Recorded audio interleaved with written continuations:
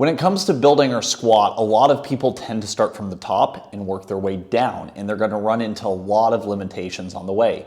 That could be their ankle, their knees, their hips, their back, their rib cage.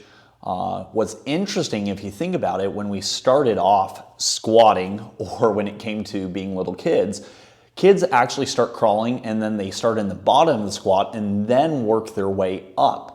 So I found that training the bottom of a squat or spending time down there is going to be a really good way to go about things. Now, I know it's just sitting in a low squat can be beneficial, but I don't think a lot of people view that as a training position, especially when it comes to the hip flexors. I don't know of many people that are going to train their hip flexors in the bottom of a squat. So I love this setup. It's going to mimic our hip flexor hover that I showed you the other day. I recommend doing these with ankle weights. You need something to fight. You can use multiple ankle weights, but what we're going to do here is we're going to go with an ankle weight, and I'm going to use a yoga block. You could use a stack of books. You could use a couple plates. We're going to get into the bottom position of a squat. We need something for our hands to be on, so I'm going to go here, and I'm going to go into my squat position. Obviously, you want a yoga block that's not going to collapse on you. And I can use this to kind of gain leverage. If you try to do this without something to hold on to, you just won't be strong enough. So what I'm going to do here is I'm going to get close enough to where I feel like I have some form of strength. And then we're going to act like there's a magnet between my knee and the ceiling. I'm going to be nice and tall, and I'm going to try to just do this from the hips. What a lot of people do is when they tend to lift off, they tend to find low back flexion. That's not bad, that's not dangerous, but when we lack active hip flexion, you're going to want to round the back to find leverage. So it's not a bad thing, it's just an option, or it's just a way the body likes to take a detour. So nice and tall, you can grab on. If this isn't a stall bar, it can be a squat rack. This does not look hard, but it's incredibly challenging. So I'm here. We're going to go. I'm going to take a deep breath in. And I'm going to hover that foot and down. Absolutely brutal. I can have my hands down here. If I'm grabbing on, that's good. But if I'm here, I can kind of push down and get a little bit of lat and core, which is great. So push down, feel your lats, feel your abs, and then I should get a little higher.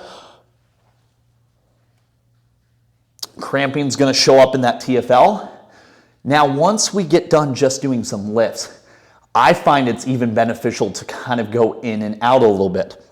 So if I'm here, I'm going to try to sweep out. You won't get very far. So I'm here, I'm going to lift, and I'm going to try to go out as far as I can, and in. Out as far as I can, and in. Absolutely devastating, but such a cool way of training your squat. You're going to switch that. You're going to do both sides. Now, I do find it is kind of fun to do a double hip flexor lift. It's a little bit awkward. You have to lean back and use your arms. But if I'm here, hopefully the camera will get this. If I'm here and I kind of lean back a little bit and I focus on picturing that there's an orange between my thigh right here, so the top of my thigh, and my abs, so not the knees anymore, I'm going to try to squeeze my upper thigh to my abs with both feet, and it's going to look like this. I love doing both together, so I like doing reps on the right, reps on the left, and then both together like this. And down, really squeezing that. Boom. Could you add ankle weights? Absolutely. But on that one, we really want to get a squeeze in. I find it works well taking the ankle weights off and doing both together. You can get really creative from this position. You can sit the block down lower, which puts you in deeper hip flexion. It's going to make it even harder. If you really struggle in this area, which most people do, block higher. Now, as you get stronger and the block goes lower, what you don't want to do is you don't want to lift, and then like I said, it's so easy to lift, and then as you lift, you're pushing back and flexing. That's not going to hurt you. It's just a way of not putting work into the hip flexors. The hip flexors do flex the spine, but we're just chasing pure hip flexion here. So I think you guys will really enjoy this. Could you add it as a superset in between regular squats where I do this and then go into some regular squats? Absolutely.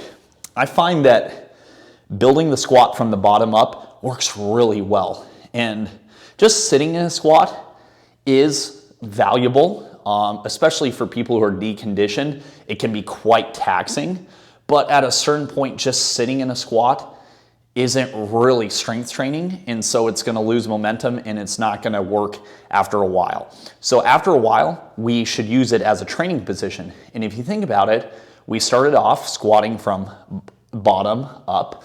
And so I think that you can regain a lot of strength and mobility by focusing on the bottom portion rather than descending with as much weight as possible. So I call those low squat hip flexor liftoffs. You can make up your own name. This is a great setup. You can do this off a squat rack. Grab an ankle weight and go to work and obviously get crazy strong. And I hope you guys love this exercise.